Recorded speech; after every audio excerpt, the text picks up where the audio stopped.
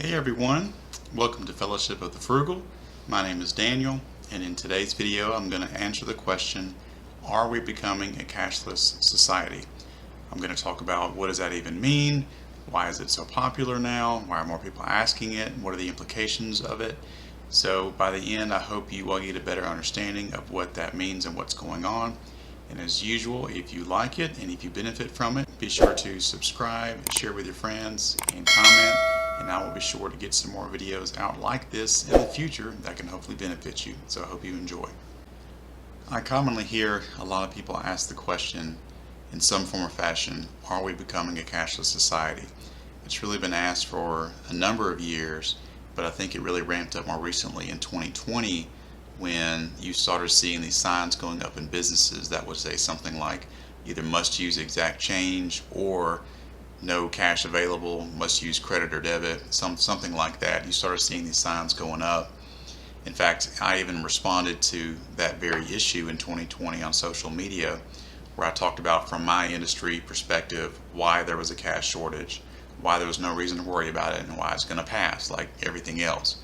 And that post got a lot more shares than anything else I had ever shared on social media at that point. And it showed me that that was definitely something that some people were thinking about. And carrying on even till today in 2023, we're in June as of this video, I think that question is really making a comeback because of what's happened in the banking industry and how there have been a couple of bank failures, a couple of large banks, and people are panicking again. You see an increase in the popularity of digital currency, or at least cryptocurrency. That's very popular. And so naturally this question is coming up more. And I'm going to dive right into the official reasons or the official responses for this question, and then I'm going to talk about more so on my personal experience in the banking world, what I've seen and what I believe will happen in the near future being in the industry. So to start with, the question is, what is a cashless society? Simply put, a cashless society is one in which there is zero cash, and I mean zero. There is absolutely no dollar bills, no paper money, no coins of any kind. There is zero, period. So anytime you've given somebody a birthday card and put some cash in it, you'd have to pay them another way. If you want to pay your lawn person to do your yard, you got to pay them a way other than cash. No more $5 bills to slip to somebody. If you want to give somebody gas money for helping take you somewhere, you got to pay it some other way. Anybody who has used apps like Venmo or PayPal or some of the other ones, you get a sense of what this would look like, but on a much larger scale. Because as I said, it is a truly cashless society where there's zero cash whatsoever. So that's what it would look like. That's what it means. It doesn't mean less cash. It means no cash at all. So why is this a hot topic now? More recently, you saw some bank failures that happen on a large scale. Cryptocurrency is a hot topic these days, and people are asking the question, is that even our federal government has talked about this, and the Federal Reserve is talking about looking at the possibility of what is called a central bank digital currency, which is what would be required to implement something like this. So with all these things going on, it just seems like that being a cashless society is inevitable, right? Well, not so fast. Just hold on there. So some of the official responses look like this, and I've referenced these in my description on the video. I have some articles that would be helpful as I talk through these points and give you something to look at. I try to keep them more recent, past 2019 or more recently 2019, so I hope that'll be helpful. But first, the Federal Reserve would have to create a digital currency and have to create a central bank for the digital currency. And not only that, but that means that every single transaction that takes place would then be traceable by the government. Now, anytime transactions come on the forefront of being traceable by the government, as happened more recently with some of the IRS rules in recent legislation, people didn't like that. And so if you think about on that sort of scale, but then multiply it even more, how many people would really fight against the idea of having all of their transactions traceable and reportable? I know some governments in this world right now love that idea, and you probably know who I'm referring to, but they can trace anything and then arrest people just for things that they bought. or even put them in jail if the government doesn't like what they did with it. And there's huge implications for that in this country here. But in addition to that, think about if it all is digital, what that does for security concerns. I mean, almost nobody is safe from computer hackers these days. There's constantly stories of governments or corporations or businesses getting hit with hacking activity. So think about if all of your money is digital and you spent your lifetime saving this money, and then you're ready to retire, and then all of a sudden it's wiped away just like that because of some hacker, and you have nothing to show for it. There's no way to get it back. The implications are unbelievable. And from an economical standpoint, all it would take is a group of hackers who are good at what they do to crash an entire economy if it was all digital. It's all at risk, and there's no way that you can guarantee its safety, because we're constantly finding out almost daily about how at risk we are on a digital world, because somebody is always going to get access to information they're not supposed to have or crash the system somehow. It happens all the time. And so if our money was under that kind of risk and we had no way to defend against that, then that would be huge as well.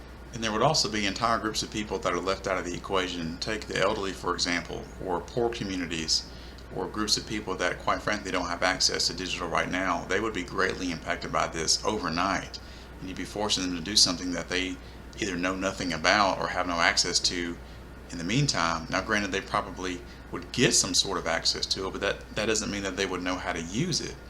And in addition to these groups of people that would then have to take on this entire new world that they don't know about or have an experience with, think about business owners, especially small business owners. Now, anytime that you use a card to buy something, just say from a small business, that really, in the majority of cases, will eat into that person's profit. Now, why is that? I don't think a lot of people realize when you use a card to buy something at a store, that business is charged anywhere from 1 to 5% per transaction of the total dollar amount of that transaction to have the right to be able to accept that form of payment.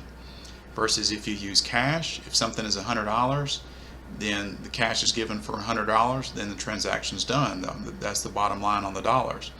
But if something costs $100 and you buy it with a credit card, well, the business owner is actually charged $103 or $104 or somewhere around there, but you still bought it for $100, so that difference is paid to the company whose name is on that card that you used.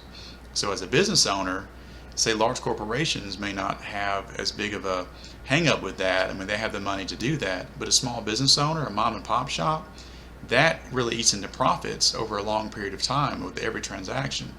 So you may have noticed that in some stores you see a sign right by the register that says something like, you're going to be charged 5% if you use a debit card versus cash. Well, that's the reason. It's because they're charged for it. So it's really originated from Visa or MasterCard or American Express. It's not the business owner just trying to add extra money to you. It's just they're being charged for it, and they don't want it to eat into their profits, and it's a smart business decision.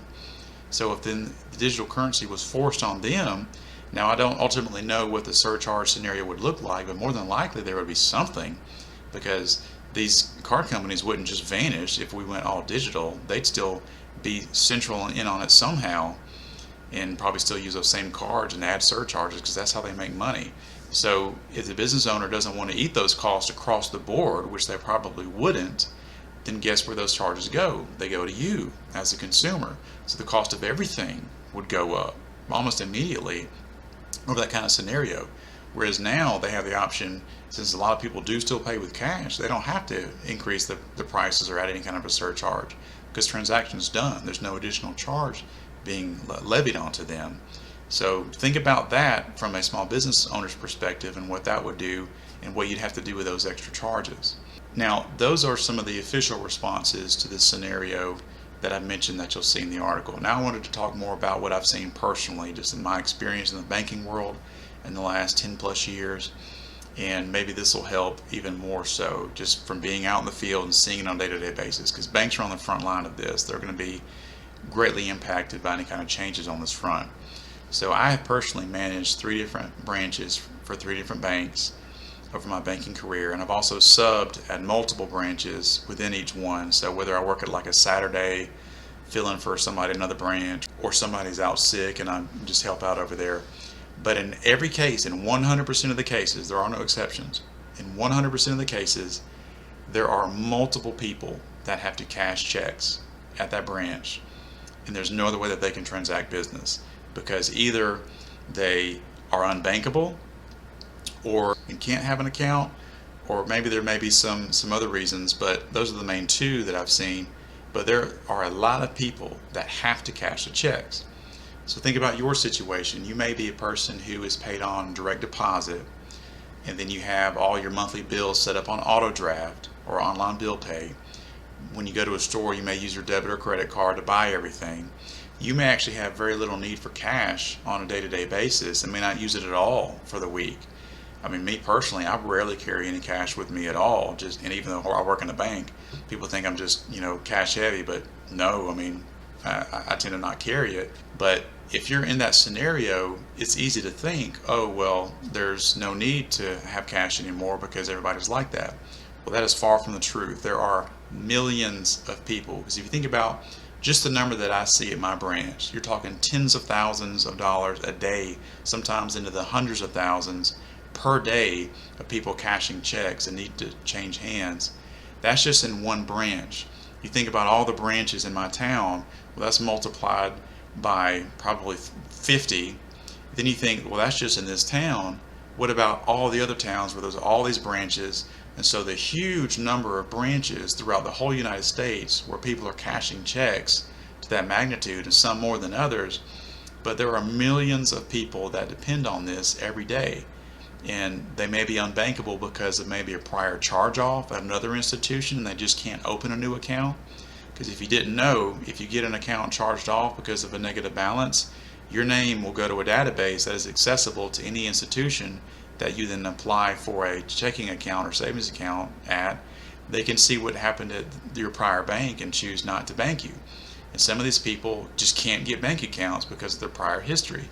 Others, I mean, they're not even going to try to get one. They're just going to operate on cash only. And so those people have to do cash. Even if they bring the check into a bank, they're going to pay their check cashing fee every time, and they're okay with it because that's all that they can do. So the implications involved with that, imagine if the Federal Reserve took that away overnight, and then a lot of people are going to be upset. I mean, we're talking millions of people, more than what you'd think if you're in that scenario that I talked about with everything digital already. So all a politician would have to do is run on this campaign that, oh, I'm going to reverse this, or I'm not going to let this happen. Well, how many millions of votes would you get automatically, because that's your only choice? You don't have anything else to go on. So that would be a interesting way to run a campaign, but it would be a good one, because of all the people that would want to vote for somebody that would then reverse it or go back to cash or not allow it to happen in the first place. But I'm here to tell you, on the banking industry, there are more people that do that than you would think. Not everybody's paid on direct deposit. Not everybody can get a bank account or use plastic everywhere. There are more people than you realize. So I see it on the front lines all the time.